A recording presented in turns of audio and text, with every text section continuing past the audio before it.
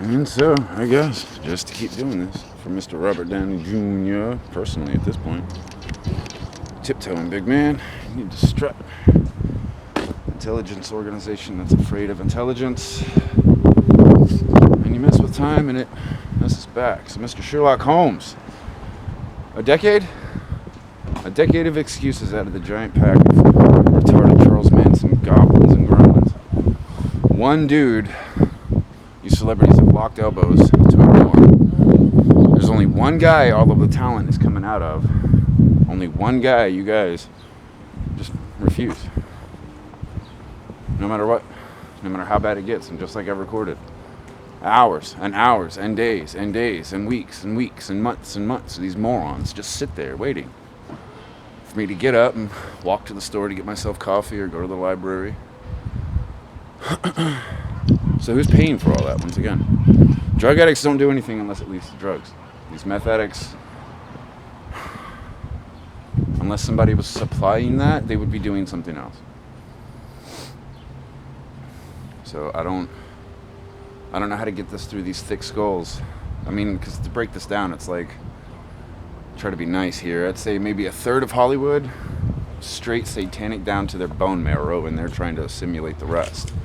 They may have succeeded in assimilating a lot of Hollywood, but just to be fair, just to be nice, let's go full population here. Say it's a third of the population pure satanic, a third of the population in the middle, aloof, dumb, laughing at everything, and then a little bit of the population that's actually on what you might consider to be the right side of the fence, but I've got 2/3 of the situation doing everything they can to dump shit on me, and the people that are supposed to be helping me are sitting on their hands with a sheepish grin because they don't want the crowd turning on them, I guess. Maybe. But again, like, mess with time, it messes back. We're going on a full decade of me Rorschach journaling everything that's happening. There's only one guy you people refuse, only one guy with all of the talent. Mountain of crime they're trying to cover up. And just like last night, I walked into that parking lot and 20 people ran to vehicles and just caravanned out of there as quickly as they could. And sheepish, dumb excuses. Well, you see, come on. I mean, it's like, come on. And the only guy who's got straight answers for everybody. What's this? Right here. What's that? Right here. How come this? Well, right here. Here's my Facebook password. Nobody wants to take me up on that. They said this. I told you not to talk to them. Point of pride. I can pass the drug test on the spot whenever. They can't. Try to drug test them. Well, you see, I mean, come on. They say the same thing about you, but you guys won't talk to me. That's the complaint here.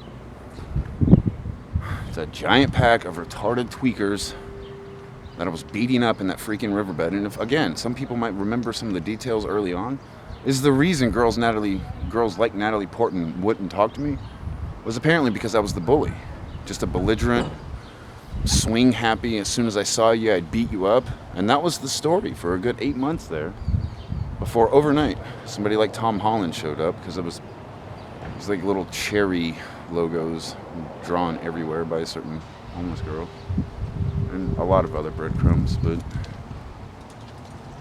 I got to keep chiseling away at this until I get a, hey, you wrote that thing, right? You happen to have it? Yeah, it's right here, actually. We saw this video and we can't figure out who it is. Well, let me pull this stick out of my backpack. I'll show you and explain it. Nobody. Not a single person. Every last one of them has turned it away. Not a single person. Will I even find one person on that day? Interesting. I kind of stick out. And as I've already documented, like in San Luis Obispo, I got to the Old Navy parking lot. And before I hit the Panda Express, 4 different people were muttering and whispering that that's the real one. That's the one they're all pretending to be. And then these celebrities sit there in their RVs and parking lots with giant grins on their faces, staring at me through binoculars and try to tell everybody they can't figure it out. Massive crime spree that they were trying to get me lynch mobbed or sent to prison for. Again, man, like what I see is exactly that. Game of Death, Enter the Dragon. I think Bruce Lee was trying to lay some breadcrumbs. Lee Ermey, you take the gun, son. You show me what happened. There's all these little breadcrumbs that got left throughout movies here and there. But that's what I see. That story about the bank in London. The robbers tunneled into the bank. Ain't that kind of awkward that they actually tunneled into a tunnel and most of their work was done for them? And then they get in, steal all the safety deposit boxes, and like what, 80%? 80 to 90% of the people that had safety deposit boxes in that bank refused to tell the cops in the bank what was in their box. And that's high society, people. Those are rich women at fancy restaurants with lots of expensive pearls around their necks, and politicians and celebrities. They could have said anything. They could have said rubies, priceless artifacts, but they refused. They just would not tell the cops what was in their deposit box. And that's what I see happening with these Hollywood people. I think every last one of them had to be as satanic as possible to get to where they were, and you have to be one of them in order to make it, or they won't let you in. Sith only.